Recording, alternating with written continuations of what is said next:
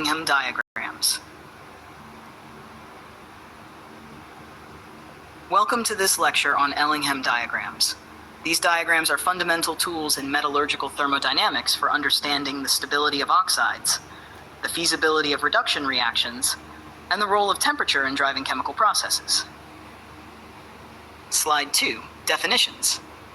We begin with the definition of Gibbs free energy.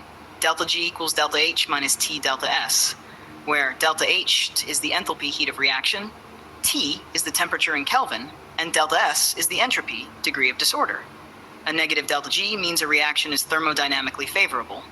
If delta G is positive, the reaction is not spontaneous and requires energy input. Slide 3, Construction of Ellingham Diagrams. When narration, Ellingham diagrams plot delta G versus temperature for oxidation reactions. Delta H intercept remains fairly constant.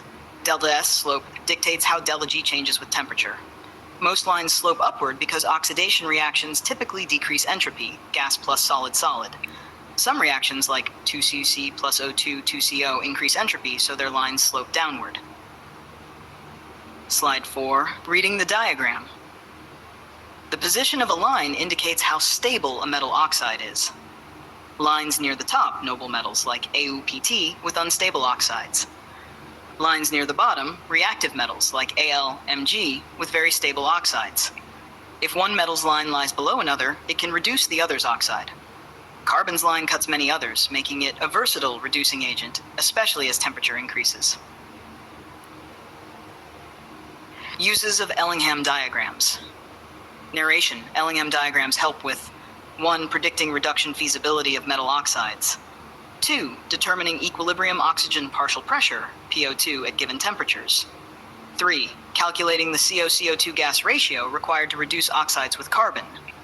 They are powerful tools in extraction metallurgy, e.g. for iron, titanium, chromium. Slide 6. Figure 1. Ellingham diagram visual 1. This figure shows the classic Ellingham diagram for metal oxygen systems. Note how most lines slope upward, indicating entropy loss during oxidation. Carbon and CO lines slope downward, allowing them to reduce many metal oxides at high temperatures. This visual makes it easy to compare oxide stability and assess reduction potential.